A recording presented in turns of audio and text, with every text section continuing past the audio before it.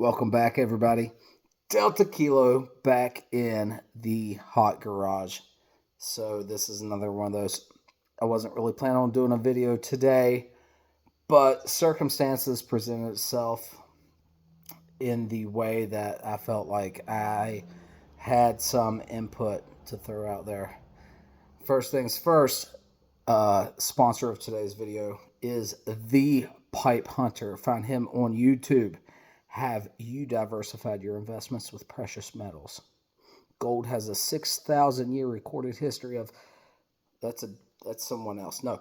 If you want to know anything about pipe tobacco, cigar tobacco, tobacco in general, The Pipe Hunter on YouTube, he supplied this Herrera Esteli by Drew Estate. It's a collaboration. It's a Habano. He provided that for tonight's video. Guys, go and check him out. Some recent developments in the States. We had an absolutely almost, and in some places, the worst case scenario with the effects of hurricane, especially as far inland as what some of the worst has it, like Western North Carolina. I know some folks down there personally, and these are folks that actively talk about and prepare and do all the things for the zombie apocalypse or the fall of Western civilizations, and they were caught with their pants down, and some of their basic necessities were not met. Some of these folks are younger folks, and they just don't have as much on their plate. They're not used to providing for people other than themselves, and there's a progression going on. So I want to dive into this. This is going to be basic preparedness, hurricane preparedness. And it's going to be a pretty long format. I am just going to ramble. I have bullet points written down, but I'm going to be going back and forth. So there is a lot of basic preparedness I see lacking yet once again. And it's stuff that I know and I believe I can teach. Okay, so where I'm at in Central West Virginia, we do not really receive a lot of side effects from the hurricane, except some kind of rainfall after it gets up this fall, and it's usually not the hurricanes that bring the most amount of rain and the most amount of wind that affect us here in the mountains of Central West Virginia. That being said, I deal with power outages and flooding more so than probably most of the country. It is quite the common occurrence, and I have a lot of experience with these types of things. So basic hurricane preparedness is going to be a lot like other preparedness issues that you contend with. Power outages, which leads to lack of fuel, gas stations either not being open, not being able to pump, or not being able to process cards, right? It leads to the basic provisions of life and you figuring out a way to go on with some type of normalcy when the systems of man have failed. And it's cyclic, man. We've seen it a million times. And things are really bad in certain areas. This hurricane is similar to things in the past, and then there's some new places and new things that need to be addressed. Some of the things that are similar, we're seeing some things similar to the sort of thing that happened during Hurricane Katrina.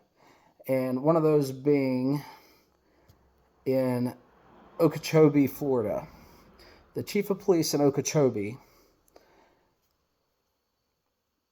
I'm going to try not to get too excited here because it's something I'm passionate about, but the police chief in Okeechobee, in a roundabout way, declared martial law and suspended the U.S. Constitution for a certain duration of time under the guise of a state of emergency. So he's seen the hurricane coming in, and he made a public proclamation, like the small wannabe tyrant despot that he is, that there would be no public possession of firearms, no sales of firearms or ammunition during the duration of this thing, which is absolutely absurd that a local police chief of a small place such as Okeechobee could supersede state and federal constitution. Absolutely preposterous. While we have the absolute lack of emergency response and an absolute state of lawlessness in certain areas, we have a police chief on a high horse that wants to make rules that only law-abiding citizens will follow, that will disarm us, the good guys, while the gangbangers, the people doing the looting, aren't going to follow these laws in the first place. Just going to throw that out there. First and foremost, keep your family and yourself safe. Your kids deserve a parent at the end of the day. It is your responsibility to defend yourself. All right, we'll get past that. I tend to focus a lot on firearm stuff. I'm interested in it, but it's not everything. So, preparing for a hurricane or any power outage, there's certain things we need to think ahead towards. And one of the first things most people will think of is food. How are you going to feed yourself during an emergency situation? So here we come to the road where it divides. And the choices we have are: your immediate place is going to flood and has to be left. You have to flee where you reside because of flooding, or you're going to bug in, right? And those are two vastly different things. For bugging out, you should have stuff on hand. You should have, if you have kids, their school backpacks will be fine. You should have your own rucksacks, and you should have lightweight, portable food, spare clothing, documents, everything on hand to get out of Dodge if you see it coming.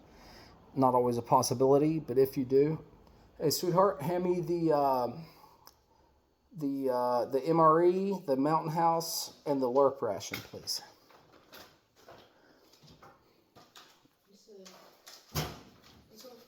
Yep. So everybody wants to think of MREs for long-term storage food, and I don't have MRE. I got some open MREs on hand, but I have something in lieu of one. This is a U.S. humanitarian ration. It's like a 24-hour U.S. MRE that's meant for humanitarian aid. There's no meat. It's vegetarian friendly, which I'm not happy about, but you can get these by the case for about $5 a piece. Something like this would be great to throw a few in a rucksack. Even better, one of my personal favorites, and this is not a good food storage plan. I see a lot of people talk about freeze-dried food for food storage, but I love freeze-dried food for the role it plays. Something ultralight and packable. This is Mountain House beef stew, freeze-dried rations, right? This is 2 servings, and it's in this big bulky thing. You add boiling water, and you have some delicious beef stew. 25-year plus shelf life, and if you get even nerdier about it, you have the Long Range Reconnaissance Patrol Mountain House beef stew. Twice the servings here. There's 4 servings in here, at a much smaller package. And these are great, but this is not long-term food storage. If you're stuck at the house without power, those are great for an evening. I stock up on them, and I actually eat them because I love them. They're cool, but it's not long-term food storage. The best thing we can do for long-term food storage is store things you already eat and rotate them out. Could you hand me the can of beef, please? So if you eat cans of soup, if you eat non-perishable goods, just stock up and grab an extra one. If you're looking for something that's simple, shelf-stable, and you could add to almost anything, we have big cans of stuff like beef and chicken. This is the Keystone brand. The ingredients is literally beef and sea salt. It's got a 6 or 7 year shelf life, and they're great. I've made beef stew and stuff out of this to try. It's wonderful. You could put it on rice, mix it with beans, do all kinds of stuff. So feeding yourself shouldn't be a problem, guys. You do the very basic of preparedness, and you store what you eat. You eat what you store. You rotate it. Food can be taken care of. I know people personally right now in North Carolina that's waiting in line hours at fast food restaurants to try to get some food, and that is not where you want to be. Um, the second thing is water, right? If you're stuck at home and you're without electricity, a lot of times the water can fail as well. Not everywhere. It has here several times. When the power is out for long enough, there's no pumps to get the water uphill. You know, we live in a very mountainous region, and the water tanks are stored uphill and gravity fed into town.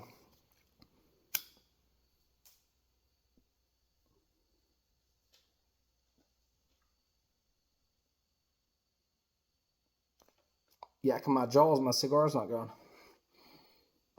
But given enough time without electricity, the water will not be pumped up to the tanks to flow back down into town. So water is obvious, you know, way up there on the priority list.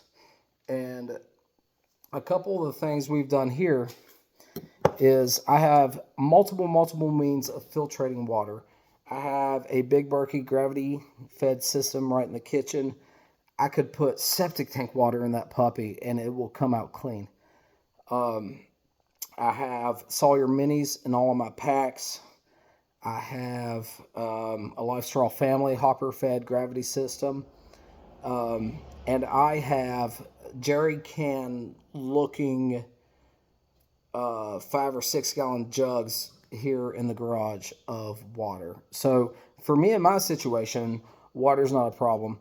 I live in the proximity of 3 rivers within a minute walk. It's an incredible place. Water is never going to be an issue, and I have all the means to store and to purify it. But in a lot of people's situations, water is much more difficult. So some ways, if you see it coming, some ways you can prepare for it is they make a big blob. It's a big water bladder that goes in your bathtub that you can fill up and have access to a lot of water right there for drinking, for flushing, and all this stuff. Own some buckets, have some stuff on hand. In the place I used to live, I did rain collection through my gutter system, but figure out a way to keep lots of water and be able to purify lots of water. If you get down to it, if all you have is a nice big stock pot to boil water in, you can keep yourself going. So that's food, that's water. Another big one in today's age is fuel. I did a video previously on fuel storage and a way to accumulate 60 gallons of fuel over the time period of a year to have 60 gallons of fuel in hand that you store up incrementally and you rotate every year and keep it fresh. And check out that video if you have any questions about fuel storage. But I have quite a nifty way to keep fuel on hand, at least gasoline. There's other fuels. So there's fuel, food, water. Another big one, today's day of age, is electricity. When the power is out, I know a lot of people's going to go to a gasoline generator. And gasoline generators are fantastic for the short term, but long term, gasoline generators have a lot of shortcomings. It would be much better to have a propane or natural gas fueled generator. But everything we use, not everything, but so much of what we use in this modern age is electronic and runs off of electricity. My kids' cell phones, it is my last big power outage. It was a constant hassle keeping everybody's phones charged. Right now, as of today, there's a nationwide Verizon outage. Cell phones are out. There's 1.4 million people out of power right now due to this hurricane. And keeping things charged is a constant struggle. Sweet Pete? Could you hand me that Dakota lithium battery? And that little battery pack.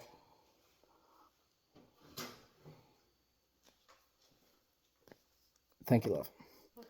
So, batteries, keeping things charged. Of course, you want to have some double A's and triple A's and stuff that your stuff takes, flashlights and stuff takes.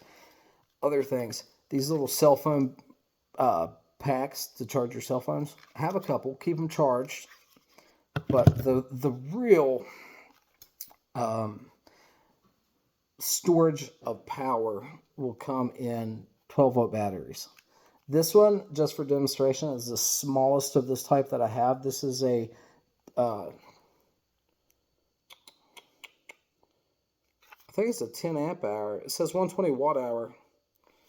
Pretty sure it's a 10 amp hour, but this is a Dakota lithium iron phosphate. This is the newest battery technology out there for us. And these are incredible. They're not cheap, but what can I do with them? Well, I can charge phones, flashlights, recharge this, run laptops, hook them up to an inverter, run 110 appliances from the house. I can do a lot with these.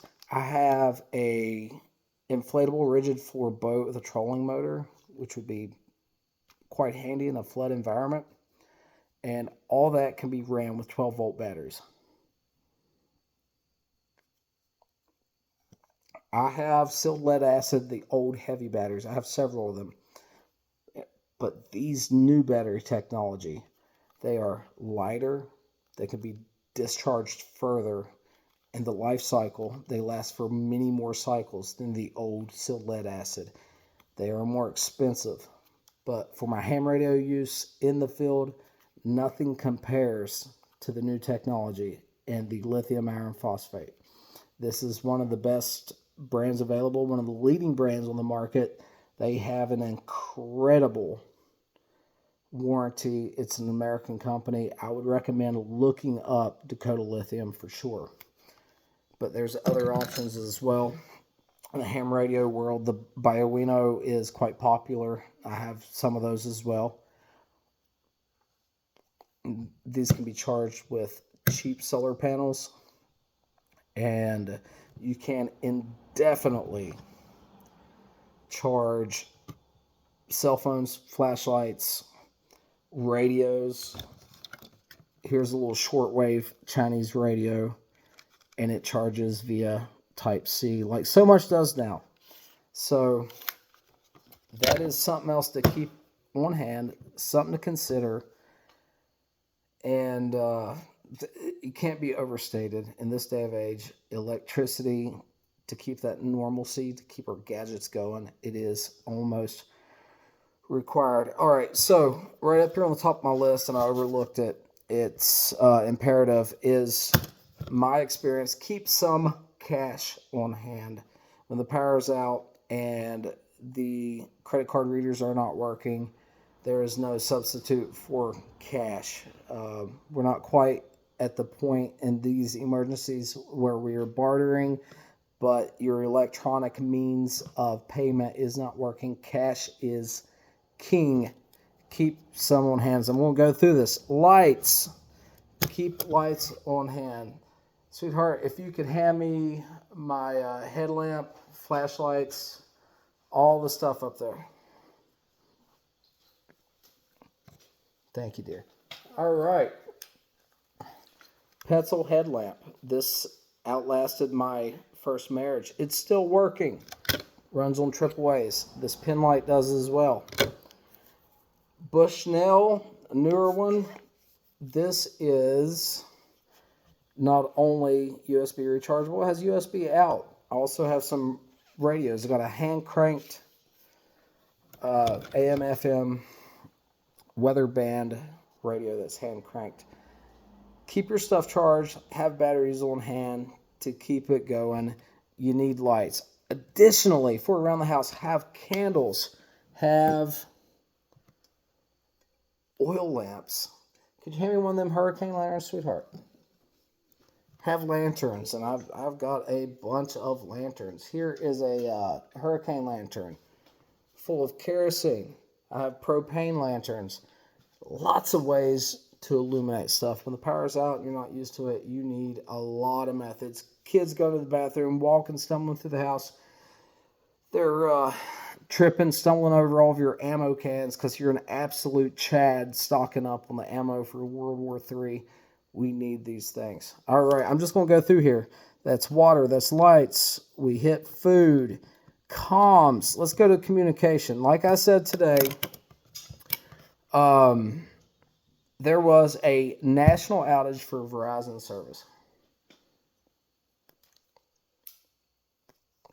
When there's a national, not just national, regional, any comms outages, we are so reliant on the cell phone towers today. It is a crazy weakness of ours. What I have here is a dual band ham radio. This is good for local comms. And here is a QRP. Am I holding that upside down? Yeah. A QRP HF radio. And you can see yourself there.